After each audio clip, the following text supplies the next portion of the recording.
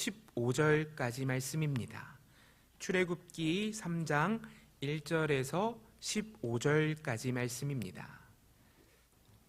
모세가 그의 장인 미디안 제사장 이드로의 양떼를 치더니 그 떼를 광야 서쪽으로 인도하여 하나님의 산 호렙에 이르매 여호와의 사자가 떨기나무 가운데로부터 나오는 불꽃 안에서 그에게 나타나시니라. 그가 보니 떨기나무에 불이 붙었으나 그 떨기나무가 사라지지 아니하는지라. 이에 모세가 이르되 내가 돌이켜 가서 이 큰 광경을 보리라. 떨기나무가 어찌하여 타지 아니하는고 하니 그때에 여호와께서 그가 보려고 돌이켜 오는 것을 보신지라. 하나님이 떨기나무 가운데에서 그를 불러 이르시되 모세야 모세야 하시매 그가 이르되 내가 여기 있나이다. 하나님이 이르시되 이리로 가까이 오지 말라. 내가 선 곳은 거룩한 땅이니 내 발에서 신을 벗으라. 또 이르시되 나는 내 조상의 하나님이니 아브라함의 하나님, 이삭의 하나님, 야곱의 하나님이니라. 모세가 하나님 배웁기를 두려워하여 얼굴을 가리매 여호와께서 이르시되 내가 애굽에 있는 내 백성의 고통을 분명히 보고 그들이 그들의 감독자로 말미암아 부르짖음을 듣고 그 근심을 알고 내가 내려가서 그들을 애굽인의 손에서 건져내고 그들을 그 땅에서 인도하여 아름답고 광대한 땅, 젖과 꿀이 흐르는 땅, 곧 가나안 족속, 헷 족속, 아모리 족속, 브리스 족속, 히위 족속, 여부스 족속의 지방에 데려가려 하노라. 이제 가라. 이스라엘 자손의 부르짖음이 내게 달하고 애굽 사람이 그들을 괴롭히는 학대도 내가 보았으니 이제 내가 너를 바로에게 보내어 너에게 내 백성 이스라엘 자손을 애굽에서 인도하여 내게 하리라. 모세가 하나님께 아뢰되 내가 누구이기에 바로에게 가며 이스라엘 자손을 애굽에서 인도하여 내리이까? 하나님이 이르시되 내가 반드시 너와 함께 있으리라. 내가 그 백성을 애굽에서 인도하여 낸 후에 너희가 이 산에서 하나님을 섬기리니 이것이 내가 너를 보낸 증거니라. 모세가 하나님께 아뢰되 내가 이스라엘 자손에게 가서 이르기를 너희의 조상의 하나님이 나를 너희에게 보내셨다 하면 그들이 내게 묻기를 그의 이름이 무엇이냐 하리니 내가 무엇이라고 그들에게 말하리이까? 하나님이 모세에게 이르시되 나는 스스로 있는 자이니라. 또 이르시되 너는 이스라엘 자손에게 이같이 이르기를 스스로 있는 자가 나를 너희에게 보내셨다 하라. 우리 15절 말씀 한 목소리로 합독하겠습니다. 시작. 하나님이 또 모세에게 이르시되 너는 이스라엘 자손에게 이같이 이르기를 너희 조상의 하나님 여호와 곧 아브라함의 하나님, 이삭의 하나님, 야곱의 하나님께서 나를 너희에게 보내셨다 하라. 이는 나의 영원한 이름이요 대대로 기억할 나의 증언이라. 아멘. 아멘입니다. 우리 교회는 정말 복된 교회이지요. 우리 지난 주일에는 오렌지 카운티의 탐 크루즈 목사님께서 말씀을 증거해 주셨는데 오늘은 특별히 오렌지 카운티의 임영웅이라 불리는 목사님께서 우리 은혜의 말씀 증거해 주십니다. 우리 교회에서 시니어 사역을 정말 신실하게 담당해 주고 계신 목사님이신데요, 우리 목사님 나오셔서 말씀 증거하실 때 모든 성도님들 마음의 문을 크게 열어 선포되는 주의 말씀을 아멘으로 누리시기를 축복합니다. 우리 목사님 나오실 때 박수로 환영하겠습니다.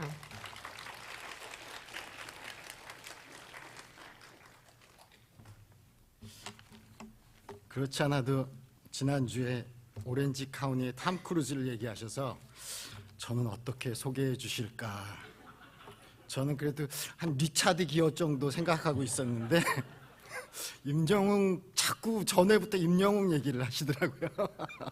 저보다도 한참 어린 임영웅. 너무 감사합니다. 이렇게 이 자리에 올라오면은 이렇게 좀 긴장이 돼요. 긴장이 되는데 이렇게 웃으면 좀 긴장이 좀 이렇게 사라집니다. 그래서 오늘 읽으신 출애굽기 3장을 통해서 우리 참 신앙 여정을 한번 돌아보고 우리가 어떻게 하나님 앞에 또 서야 되는지 한번 생각해 보기 원합니다. 우리가 신앙생활을 하다 보면요, 참 이해가 안 가는 게 가끔 있습니다. 그 중에 하나는 우리가 아무리 열심히 기도해도 일이 이루어지지 않는 거예요. 이게 분명히 하나님의 뜻인 것 같은데, 내가 이제 뭔가 해야 될 것 같은데, 그래서 열심히 기도하고 열심히 참여하는데 일이 시작되지도 이루어지지도 않는 겁니다. 그래서 마음에는 포기하는 마음이 생기고 기도도 잘 되지 않습니다. 그런데 갑자기 어느 날 일이 풀리기 시작하는 거예요. 그런 경험들 안 해보셨어요? 우리는 인간이기에 기도를 열심히 하고 기다리는데 아무런 일도 안 생기면 마음이 지치고 포기하는 마음이 생깁니다. 인간적인 마음이죠. 하지만 우리가 알아야 할 것은요, 하나님은 절대로 우리의 기도를 잊지 않으신다는 겁니다. 그리고 가장 알맞은 때에 가장 적합한 방법으로 그의 뜻을 우리에게 보여주신다는 겁니다. 오늘 우리가 살펴볼 모세에게도 그랬습니다. 모세의 인생에도 하나님이 즉각적으로 응답해 주시 않은 때가 있었다는 겁니다. 이 본론으로 들어가기 전에 약간의 시대적 배경 설명을 하면요, 이 창세기에서 출애굽기 사이에는 약 400년의 시간적 차이가 있습니다. 여러분들 창세기가 어떻게 끝나는지 기억하시죠? 요셉의 죽음으로 끝납니다. 창세기가 끝날 때 70명의 야곱의 자손들은 그 당시 이집트의 총리로 있었던 요셉의 도움으로 이집트 혹은 애굽 땅에, 이집트와 애굽은 같은 나라죠, 그 땅에 이주해서 정착하게 되었고요, 그로부터 한 400년이란 세월이 흐르게 되는 겁니다. 그동안 그 야곱 자손의 숫자, 이스라엘 민족은 엄청나게 숫자가 불어났습니다. 그리고 그들은 그 땅의 이민자로서 자신들의 고유한 문화와 신앙을 지키면서 살아왔지만 아직까지 뚜렷한 리더도 없고 그 땅에서 힘도 없는 상태로 살아오고 있었던 겁니다.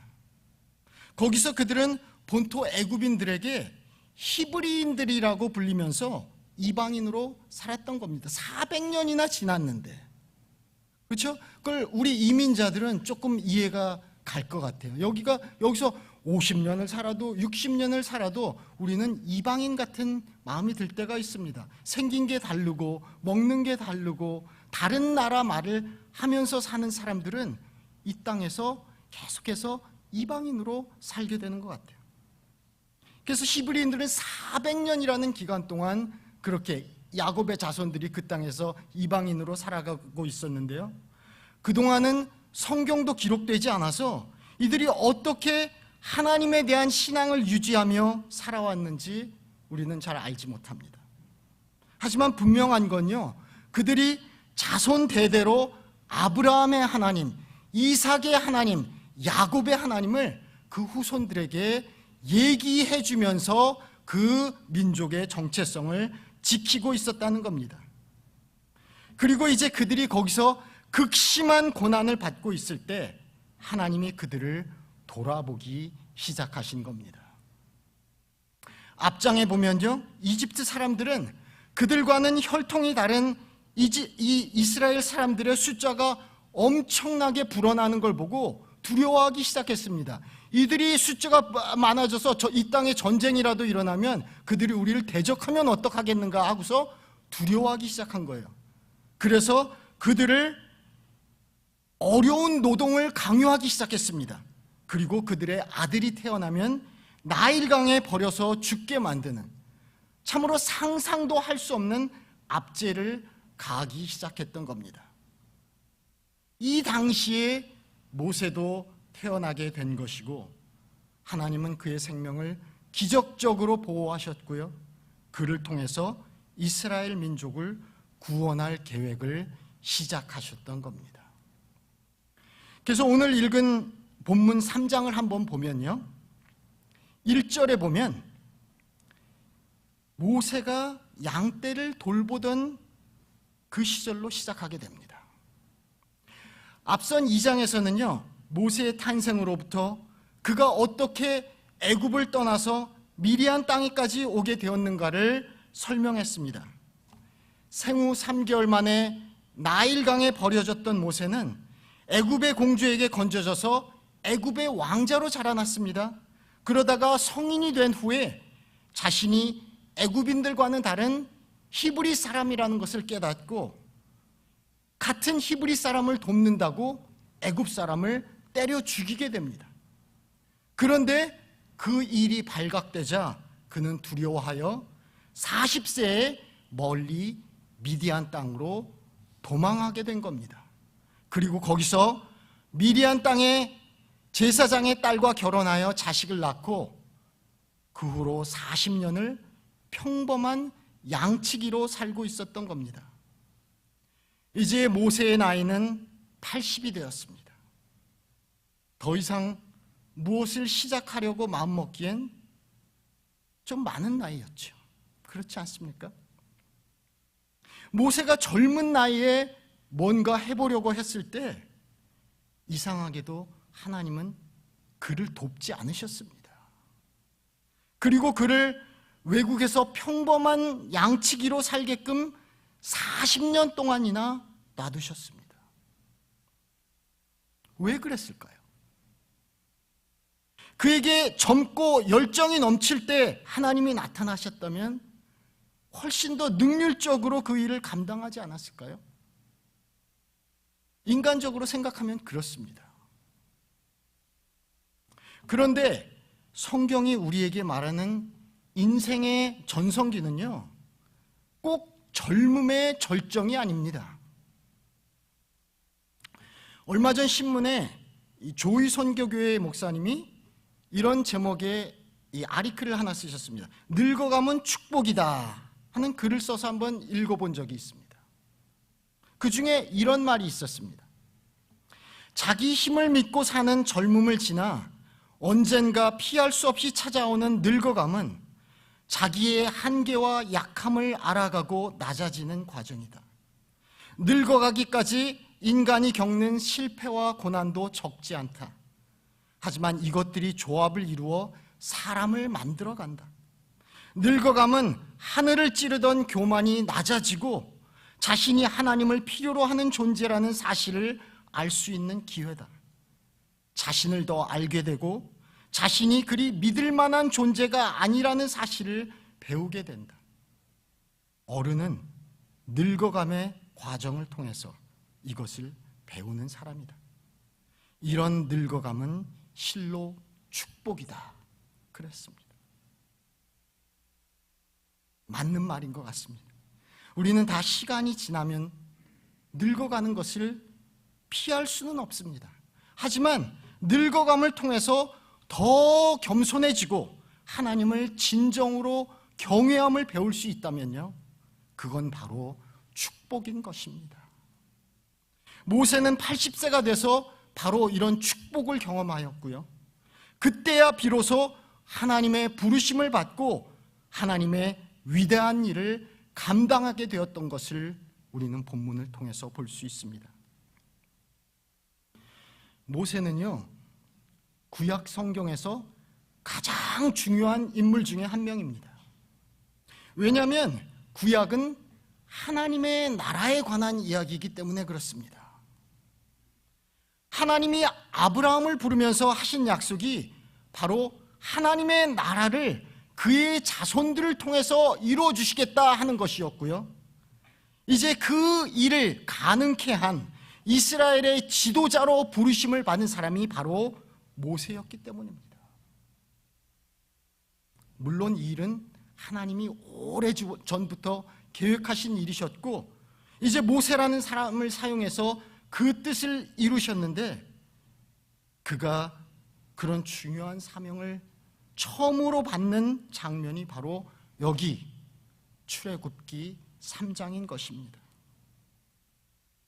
이제 모세는 늙어서 힘도 빠지고 정신도 흐려지고 매일같이 똑같은 길을 오가면서 양을 치면서 뜨거운 열정도 잃어버렸을 텐데 하나님은 이때 그를 불러 사용하셨습니다. 그리고 그에게 주어진 건 오직 지팡이 하나뿐이었습니다. 무슨 말입니까? 하나님의 백성을 인도할 지도자에게는 다른 무엇보다도요, 하나님을 철석같이 믿고 의지하는 믿음과 순종하는 마음을 요구하신 것이었습니다. 하나님은요, 자기 능력을 과신하며 하나님을 의지하지 않는 지도자를 원하시지 않으십니다. 그런 지도자는 절대로 오래가지 못합니다. 처음에는 그럴듯하게 보일지 몰라도 자신의 욕심 때문에 결국은 스스로 멸망을 자초하게 됩니다. 그런 예가 바로 구약 성경에 이스라엘의 첫 번째 왕이었던 사울을 통해서 우리가 볼 수 있습니다.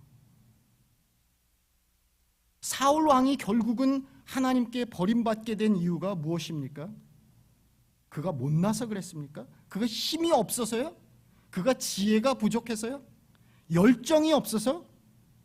아닙니다.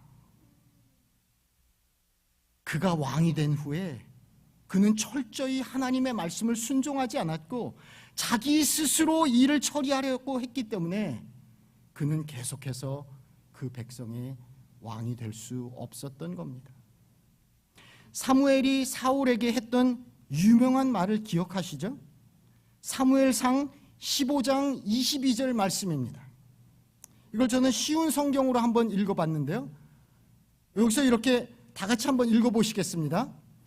여호와를 더 기쁘시게 할 것이 무엇이겠소? 태워드리는 제물인 번제물과 그 밖의 제사요? 아니면 순종이요? 하나님께 순종하는 것이 제사보다 낫소. 하나님의 말씀을 듣는 것이 순양의 기름을 바치는 것보다 낫소. 맞는 말씀입니다. 우리의 삶에서도요, 힘든 기다림의 시간이 있고 고난과 역경이 필요한 이유는요, 우리의 마음이 낮아지기 위함인 것을 믿습니다. 자꾸만 내 맘대로 높아지고 고집만 세우는 나의 모습을 오늘도 주님이 다듬기를 원하심을 깨닫고 내가 할 일은 오직 주님 앞에서 겸손히 무릎 꿇고 순종하는 것임을 배워야 할 것입니다. 우리가 원하는 시간에 우리의 방식으로 하나님 부르지 않을 수도 있음을 우리는 기억해야 합니다. 하지만 하나님은 우리를 결코 잊지 않으셨고 가장 알맞은 시간에 우리를 그의 사역으로 부르실 것입니다. 그런 하나님의 마음을 이해해야 하는 겁니다. 출애굽 전까지 400년 동안 하나님의 마음은 항상 잊지 않고 그의 백성을 향하고 계셨습니다. 그리고 가장 적합한 때에 그들에게 구원의 손길을 펼치셨던 겁니다. 이때까지 오랜 기간 동안 기다린 동안 놔두신 이유는요, 물론 그들의 숫자가 이렇게 불어나기를 기다리신 것도 있었고요, 그리고 그 백성의 마음이 아직 준비되지 않았기 때문에 그러셨던 것이었습니다. 백성이 애굽의 고통을 통해서 하나님의 도우심을 간절히 부르짖을 때 하나님은 드디어 그들의 상태가 애굽을 떠나서 하나님의 나라를 이룰 준비가 되었음을 보셨던 겁니다. 이스라엘 민족의 출애굽과 약속의 땅 가나안으로 나아가는 이 광야의 과정은요, 오늘을 살아가는 우리 모든 성도들의 인생을 설명해 놓은 모형과 같습니다. 하나님은 우리가 하나님을 알기 전부터 우리를 돌아보셨고요, 적당한 때에 우리를 애굽과 같이 죄악된 세상에서 불러내셨고요, 거룩한 삶을 살도록 명하셨습니다. 그리고 우리는 애굽을 나와서 아직도 광야의 거친 길을 가고 있기 때문에 우리 삶에 진정한 안식이 없는 겁니다. 그리고 계속돼서 매일같이 삶의 전쟁을 싸우면서 지치고 넘어지고 또다시 가나안의 안식을 향해서 가고 있는 겁니다. 그게 바로 우리의 신앙의 여정이라는 말입니다. 이제 본문 출애굽기 3장에서 하나님은 그의 위대한 역사를 시작하기 위해서 힘없는 모세를 부르십니다. 4절에 보면요, 모세야 모세야 하고 떨기나무 불꽃 가운데서 그를 부르십니다.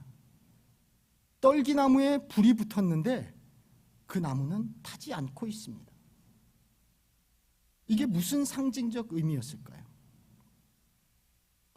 구약에서는요, 이스라엘 민족이 여러 번 나무에 비교되는 것을 우리는 볼 수 있습니다. 그러므로 여기서 이 떨기나무가 의미하는 것은요, 하나님이 아직도 떨기나무와 같은 이스라엘과 함께 하심을 설명하는 겁니다. 그러면서 지금 이스라엘이 당하는 무서운 압제와 고난으로도 그들이 없어지지 않는 이유는 하나님이 그들과 함께 계시기 때문임을 말씀하고 계시는 겁니다. 그리고 그런 불 가운데로 모세를 부르시면서 하나님의 긴급한 마음을 전하십니다. 6장 7절에 이렇게 대충 보면요, 이렇게 줄거리를 보면 나는 내 조상의 하나님이다. 나는 나의 백성이 얼마나 고통당하고 있는지 잘 알고 있다. 그리고 그들을 구원하기 원한다. 그래서 지금 너를 다시 애굽 왕 바로에게 보내려 하니 가거라. 가서 내 백성 이스라엘을 구원해내거라. 이게 바로 모세의 인생을 송두리째 바꿔버린 하나님의 부르심이었다는 겁니다. 모세는 하나님과의 만남을 통해서 하나님이 누구신가를 배웠고요, 또한 자기가 누구인가를 깨달았습니다. 그러면서 자기 인생의 목적을 깨닫게 되었습니다. 우리도요, 이것을 깨닫는 게 인생의 가장 중요한 깨달음이라고 믿습니다. 하나님을 만나고 내가 누구인지를 아는 겁니다. 우리가 분명히 알아야 할 것이 바로 하나님은 우리의 창조주요, 우리 인생의 주관자라는 겁니다. 이 새들백 교회의 릭 워렌 목사님은요, 그 유명한 책 목적이 이끄는 삶에서 이렇게 말하십니다. 오늘날 많은 사람들이 나는 뭐가 되길 원하는가? 나는 무엇을 해야 하는가? 나의 꿈이 무엇인가? 하고 고민을 한다. 하지만 사실은 그건 출발이 잘못된 질문이다. 성경은 우리가 하나님에 의해, 하나님을 위해서 창조되었다고 가르쳐주고 있다. 많은 사람들이 자신을 위해서 하나님을 이용하려고 하지만 사실은 우리가 하나님을 위해 창조되었고 우리 인생이 하나님의 목적대로 사용되어질 때 가장 의미 있는 삶이라는 겁니다. 그러니까요, 올바른 질문은 바로 나는 하나님을 위해 무엇을 해야 하는가? 나는 어떻게 하나님의 뜻을 이루어 갈 것인가? 라는 겁니다. 내가 중심이 아니라 하나님이 중심이라는 겁니다. 하나님은 항상 그의 뜻과 목적대로 자신의 사람들을 부르시고 사용하십니다. 모세는 떨기나무 가운데서 창조주 하나님을 만났고 거기서 자신의 정체성과 인생의 목적을 분명히 깨닫게 되었다는 겁니다. 우리도 마찬가지입니다. 하나님을 알 때 우리는 비로소 우리의 진정한 인생의 목적과 의미를 깨달을 수 있게 된다는 겁니다. 왜냐하면 하나님이 우리를 만드셨고 하나님이 우리를 또한 부르시기 때문입니다. 그럼요, 여기서 한번 간단하지만 굉장히 중요한 질문을 하나 해보겠습니다. 하나님이 누구십니까? 어떻게 보면 굉장히 막연한 질문이죠. 우린 다 하나님을 믿는 사람들이지만 사실 하나님을 다 알지 못합니다. 그렇지 않습니까? 하나님을 안다는 건요, 이건 마치 조그만 개미가 코끼리 다리에 올라타서 일부분을 만지면서 코끼리는 무엇인가 하는 질문을 하는 것과 비슷합니다. 그리고 절대 알 수 없잖아요. 그만큼 하나님은 크고 무한한 분이셔서 우리의 머리로는 도저히 다 이해할 수 없는 분이기 때문에 그렇습니다. 오직 우리가 알 수 있는 부분은요, 하나님이 우리에게 알려주신 부분에 한해서입니다. 그런데 본문 이 3장 13절 14절에서 아주 중요한 얘기가 나옵니다. 모세가 하나님의 이름을 물어보는 장면이 나옵니다. 여러분, 누구에 대해서 알기 위해서는 누구의 이름을 물어보시잖아요. 그렇죠? 근데 모세는 이제 자기가 앞으로 이제 애굽에 돌아가서 이스라엘의 리더들에게, 장로들에게 하나님이 보내셨다 해야 되는데 그 사람들이 어떤 하나님이 너를 보내셨냐 하면은 뭐라고 합니까? 그래서 하나님의 이름을 물어봤던 거예요. 그러니까 하나님이 인간에게 처음으로 자신의 이름을 공개하는데요, 그게 바로 여호와라는 이름이었습니다. 혹은 스스로 있는 자였습니다. 모세에게 이르시되 나는 스스로 있는 자인이라 그렇게 말씀하셨습니다. 그 말이 영어로는 I am who I am 이라고 되어 있다고. 밑에 뭐 해석을 직접 하면 나는 나다. 어떻게 보면 참 재밌는 말씀이죠. 그리고 또 다르게 해석을 하면 나는 스스로 있는 자고 항상 있는 자다. 그렇게 대답을 해주셨던 겁니다. 사실 이 여호와란 이름은요, 창세기부터 구약에 계속해서 나옵니다. 이때 뭐 사실 처음 나오는 이름은 아니었습니다. 창세기에만 여호와라는 이름이 168번이나 등장합니다. 하나님의 이름 중에서 여호와라는 이름은 제일 많이 등장하는 이름이에요. 그런데 여기서 다시 이 여호와라는 이름을 드러내심으로써 모세에게 나는 과거에도 있었고 현재에도 있고 미래에도 있을 영원한 하나님이다 하는 것을 알려주셨던 겁니다. 이 이름의 뜻에는요, 하나님은 인류를 창조하셨고 과거에 그들을 만나셨으며 지금도 변함없이 그들을 찾아오신 분이라는 의미가 있었다는 겁니다. 그리고 이 하나님이 수백 년 전에 너희 조상 아브라함, 이삭, 야곱에게 찾아왔던 그 하나님이란 겁니다. 똑같은 하나님이라는 겁니다. 그들과 언약을 맺으셨고 그 언약을 이제 지키려고 모세와 이스라엘 민족에게 찾아오셨다는 겁니다. 그리고 이 위대한 일을 이루기 위해서 여호와 하나님이 이제 모세를 부르셨습니다. 그런데요, 이 하나님의 이름이 왜 오늘날 우리에게도 이렇게 중요하냐면요, 우리가 믿는 예수님이 신약에서 자신을 가리켜 I am 이라는 이름을 사용하셨기 때문에 그렇습니다. 요한복음 8장 58절에 보면요, 이런 말씀이 나옵니다. 예수께서 이르시되 진실로 진실로 너희에게 이르노니 아브라함이 나기 전부터 내가 있느니라 하셨습니다.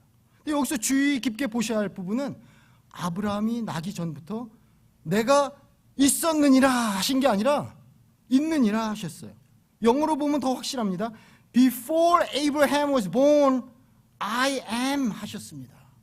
여기서 I am 하신 부분이 바로 하나님의 이름을 말씀하신 거라는 겁니다.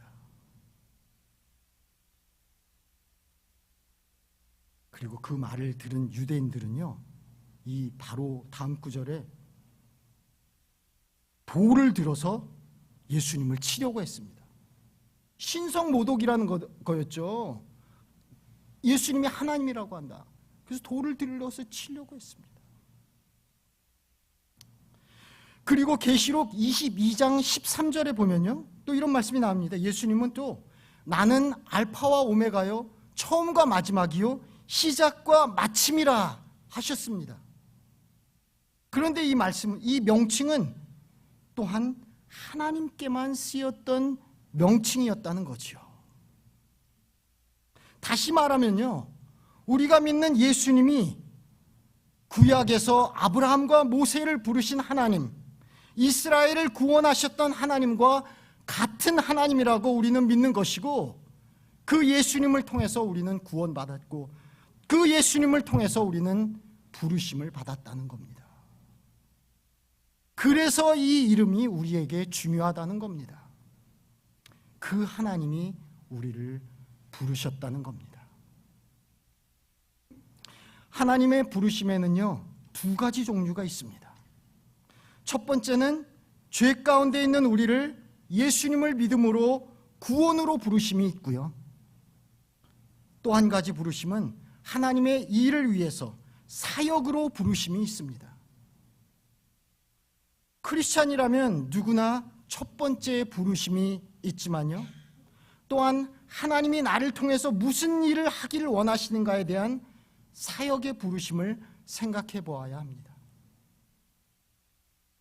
이걸 다른 말로 하면 소명이라고 하는데요, 우리에게 콜링이 있는가 하는 겁니다. 저는요, 꼭 목사나 선교사만 하나님의 부르심, 즉 소명을 받는다고 생각지 않습니다. 하나님의 자녀가 되었다면 누구나 그 맡은 자리에서 소명을 갖고 임해야 한다는 겁니다. 회사에서 일을 하든, 학교에서 가르치든, 무대에서 노래를 부르든, 아니면 가정에서 자녀들을 양육하든 간에 그 일이 자신에게 맡겨진 하나님의 소명임을 깨닫고 하나님의 임재 앞에 서 있는 거룩한 심정으로 임해야 할 것입니다. 여러분, 코람데오라는 말을 들어보셨죠? 하나님 앞에서라는 말입니다. 무슨 일을 하든지 간에, 어디에 있든지 간에 코람데오, 하나님 앞에서 하는 것처럼 임해야 한다는 겁니다. 날마다 하나님의 마음을 묵상하면서 나를 통해서 하시고자 하는 하나님의 일이 무엇인지 생각해보고 이 하루를 살아야 할 것입니다.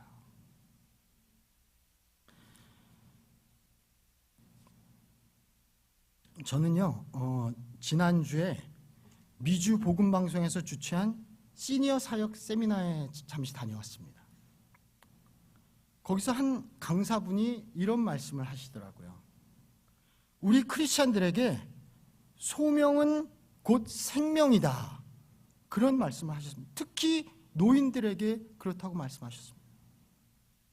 소명은 곧 생명이다. 어떻게 생각하세요?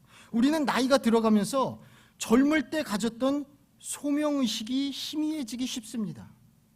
그런데 그건 또한 우리가 삶의 의미를 잊어버리게 한다는 겁니다. 소명이 없어지면 우리는 죽어가는 거다, 그 말입니다. 모든 성도들에겐 소명이 있고 그건 평생 달라지지 않지만 나이가 들면서 그 드러나는 모습은 달라질 수 있다는 겁니다.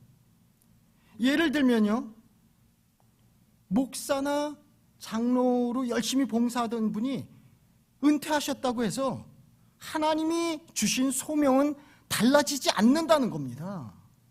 다만 겉으로 드러나게 할 수 있는 일이 달라지기 때문에 우리는 계속해서 우리 안에서 소명을 갱신하는 작업을 해야 한다는 겁니다. 끊임없이 우리에게 주신 소명을 되돌아보고 지금 이 자리에서 내가 할 수 있는 일이 무엇인가, 그것들을 찾아야 한다는 겁니다. 여러분, 노년기에 가장 힘든 게 뭡니까? 노년기에 가장 힘든 거는요, 잃는 게 많다는 겁니다. 잃어버리는 게 많아요.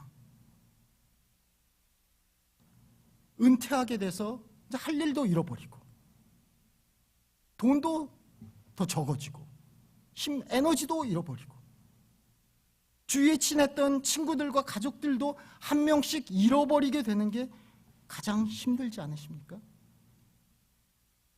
그런데요, 그분이 얘기하시길 이름은 끝이 아니라 또 다른 어둠의 기회다, 그렇게 말씀하시더라고요.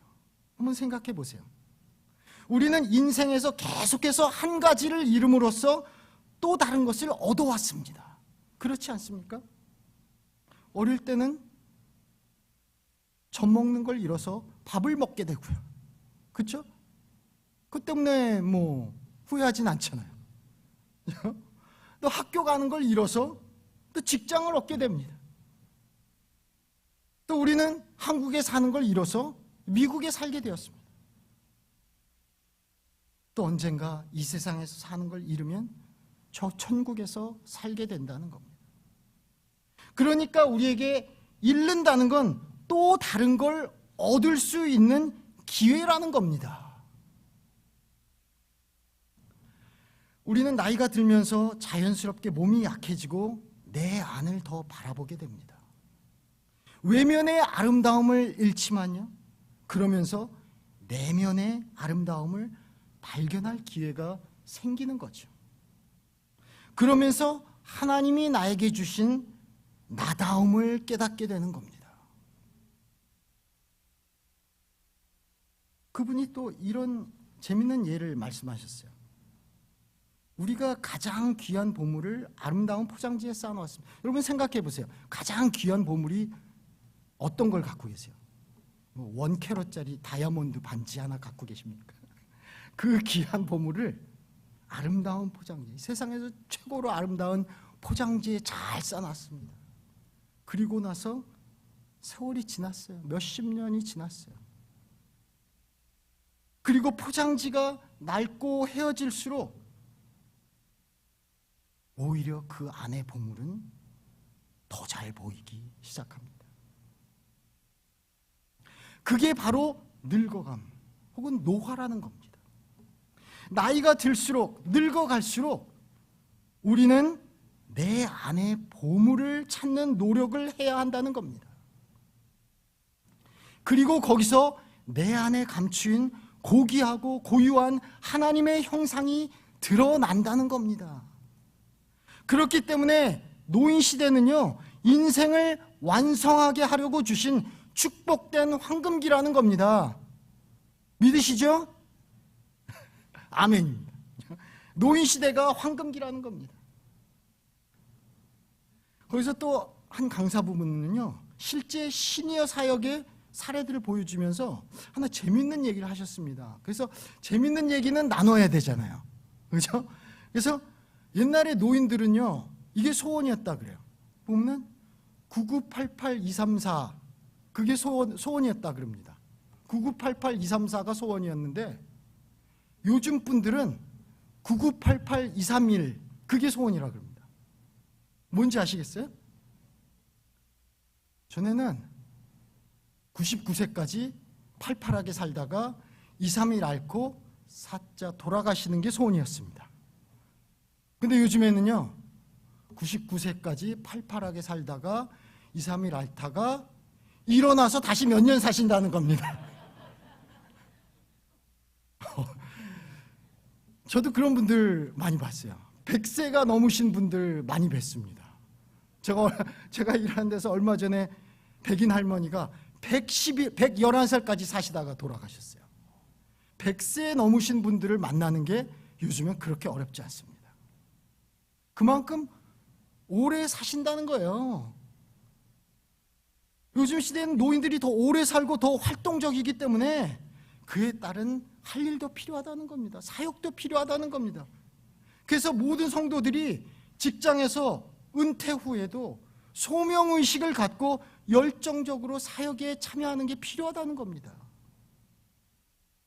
여러분, 요즘 시대에 이 웰에이징이라는 말을 들어보셨어요? 한국말로 굳이 번역을 하면 성공적 노화라는 말입니다. 성공적으로 늙어간다는 말입니다. 이거는 요즘 시대 트렌드예요. 트렌드. 웰에이징. 어떻게 성공적인 노화를 이루느냐, 그게 중요하단 말입니다. 왜냐하면 우리 사회에서 대부분 65세가 되면 은퇴하시잖아요. 근데 많은 분들이 65세가 돼도 건강하십니다. 65세인데 젊은 오빠, 젊은 누나들이 많으세요. 그렇죠? 근데 그 다음에 무엇을 어떻게 잘 살아갈 것인가 하는 게 중요하다는 겁니다. 그리고 이 웰에이징은요, 육체적으로만이 아니라 정신적으로, 영적으로 꼭 필요하다는 겁니다.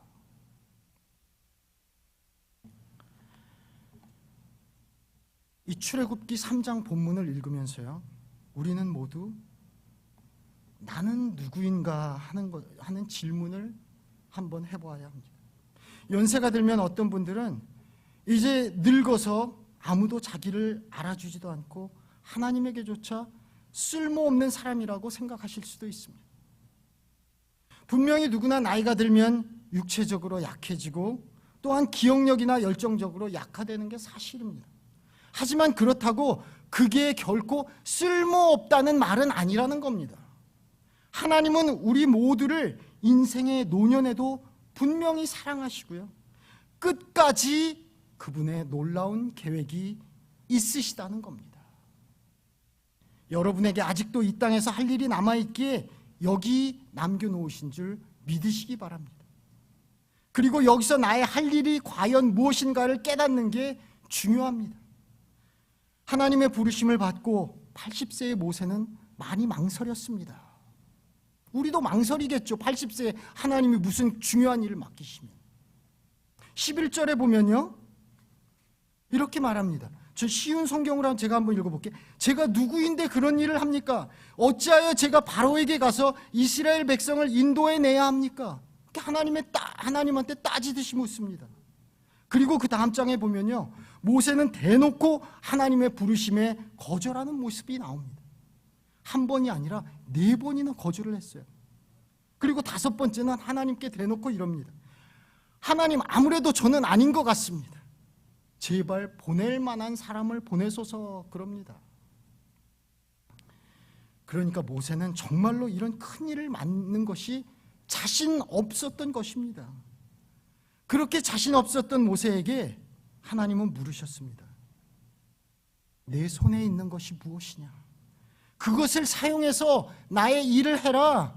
그럼 내가 그걸 통해서 기적을 보여주겠다. 그리고 또한 너를 도울 사람, 너의 형 아론을 붙여주겠다. 그가 너의 입이 돼서 너를 대신해서 백성에게 말을 할 것이다. 하나님은 오늘도 우리에게 물으십니다. 네 손에 있는 것이 무엇이냐? 그것이 바로 내가 준 게 아니더냐? 그걸 땅에 묻어두지 말고 이제 나를 위해서 사용해야 하지 않겠느냐? 너에게 또한 돕는 사람들을 마련해 주겠다. 그들이 너의 입이 되고 손이 되어 하나님의 사역을 감당케 할 것이다. 이제 가거라. 가서 기적을 행하여라. 하신다는 말입니다. 모세는 80세의 사명을 받고 남은 40년 동안 하나님의 명령에 순종하여 그의 민족을 이끄는 위대한 삶을 살았습니다. 모세는 양치기였고 그가 가진 것이라곤 오직 지팡이뿐이었습니다. 하지만 그는 그 손에 쥔 지팡이 하나로 그 민족의 해방자가 되었던 것입니다.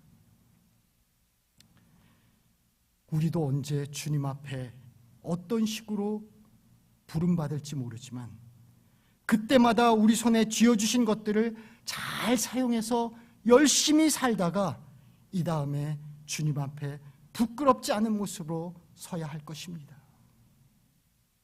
하나님은 지금도 내 손에 있는 보잘것없는 소유물들, 재능들, 지식 이런 것들을 귀하게 소중히 쓰시고 그것을 통해서 내가 있는 자리에서 하나님의 위대한 역사를 이루기를 원하십니다. 이제 주님의 선하신 뜻이 무엇인지 잘 분별해서 우리의 남은 생애를 진정으로 의미 있고 후회 없이 사시는 저와 여러분이 다 되시길 진심으로 축원합니다. 기도하시겠습니다.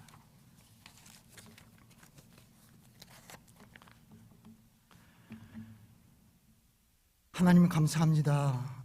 지금도 살아계셔서 우리를 부르고 계시는데 우리는 정신이 희미해져서 게을러져서 나태해져서 그저 나의 삶의 하루하루 일하는데 바빠서 하나님의 부르심을 잊어버리고 아무것도 아닌 것인 양, 하나님이 부르시지 않은 것인 양 살아가고 있는 죄를 회개합니다. 하나님, 다시 한번 주님 앞에 나와서 주님의 부르심을 듣고 그 소명대로 살 수 있는 우리가 될 수 있도록 주님 축복해 주시옵소서. 단 하루를 살더라도 주님의 뜻대로 주님의 소명대로 살 수 있는 그 축복을 경험하게 하여 주시옵소서. 그 마음으로 우리가 예배를 드리게 하시고 찬양을 부르게 하시고 주님 앞에 나와서 열심히 살 수 있도록 주님 도와주시옵소서. 다시 한번 감사드리며 예수님의 이름으로 기도드렸습니다.